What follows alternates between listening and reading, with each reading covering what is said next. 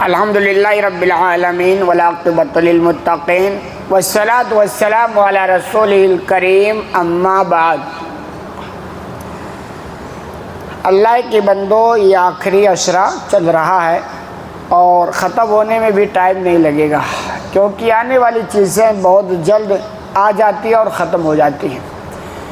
یہ آخری عشرہ بہت ہی اہمیت کا حامل ہے اور اس میں بہت سارے کام اگر دیکھیں تو کرنے کے نہیں، نیکیاں کرنے کے ہیں۔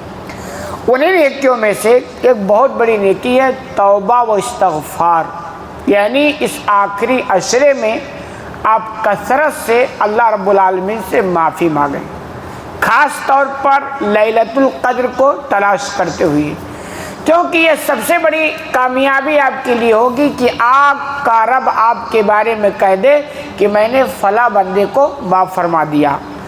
دوسری بات، ہم سب انسان ہیں، اس دنیا کے اندر رہتے ہیں اور ہم سے غلطیاں ہوتی ہیں، اور اللہ اس بندے سے بہت خوش ہوتا ہے جو بندہ اپنی غلطی کو تسلیم کر دے اور معافی مانگے۔ چنانچہ صحیح مسلم کے حوالے سے ہے، اللہ کے رسول صلی اللہ علیہ وسلم بیان کرتے ہیں، ان العبد اذا اعترف بذنبہ، کہ یقیناً بندہ جو اپنے گناہوں کا اعتراف کرتا ہے، یعنی تسلیم کر لے کہ مجھ سے غلطی ہو گئی ہے، ثم تاب اللہ علیہ، پھر وہ توبہ کرتا ہے تو اللہ اس کے توبہ کو قبول کر لیتا ہے۔ یہ بہت بڑی کامیابی ہے کہ اللہ آپ کے توبہ کو قبول کر لے۔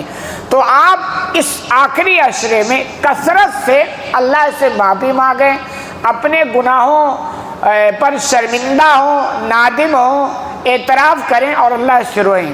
اگر یہ کامیابی آپ کو مل گئی تو یہ بہت بڑی کامیابی ہے۔ اور ایسے بھی آپ دیکھیں، چنانچہ اس آخری عشرے کے تعلق سے عائشہ رضی اللہ تعالیٰ عنہ نے آپ صلی اللہ علیہ وسلم سے سوال کیا کہ اللہ کے رسول، اگر مجھے احساس ہو جائے کہ فلاں رات لیلۃ القدر ہے تو میں کیا کروں؟ تو آپ صلی اللہ علیہ وسلم نے فرمایا یہ دعا پڑھو۔ اس دعا کا جو لب لباب ہے، نچوڑ ہے، وہ مغفرت یعنی استغفار ہی پر مشتمل ہے۔ آپ نے فرمایا عائشہ یہ دعا پڑھا کرو، اللہم انک عفو تحب العفو فاعف عنی، کہ اللہ تو معاف فرمانے والا ہے، معافی کو پسند کرتا ہے تو مجھے معاف فرما دے۔ پوری دعا ہی آپ دیکھیں گے مغفرت پر مشتمل ہے۔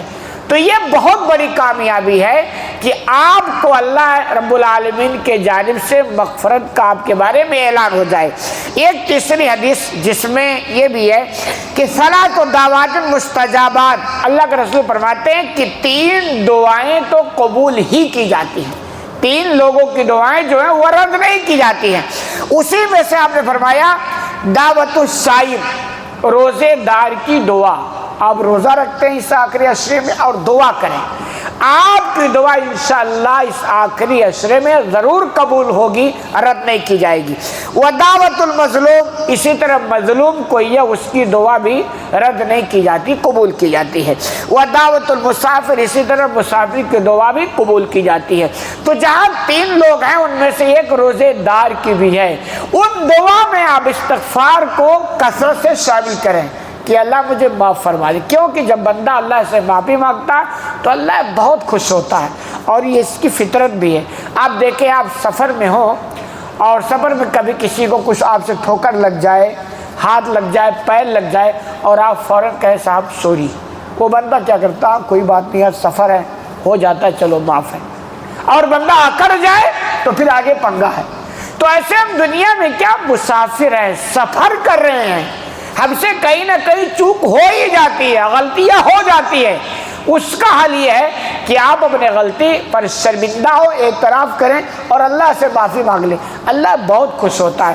اور کثرت سے آپ دعائیں کریں، کیونکہ بندہ جب کثرت سے دعا کرتا ہے تو اس کے اندر سے ایک تو گھمنڈ کا خاتمہ ہو جاتا ہے، بڑا پنا وہ مٹ جاتا ہے، اور یہ کہ اللہ کے آگے اپنے آپ کو جھکا دیتا ہے، اور ایسے بندے سے اللہ بہت خوش ہوتا ہے۔ تو آپ کثرت سے استغفار کریں، معافی مانگیں۔ اگر آپ کو اس آخری عشرے میں مغفرت مل گئی تو یہ آپ کی زندگی کی سب سے بڑی کامیابی ہوگی۔ اللہ رب العالمین سے دعا ہے کہ العالمین تمہیں کہنے سننے زیادہ عمل کرنے کی توفیق عطا فرما۔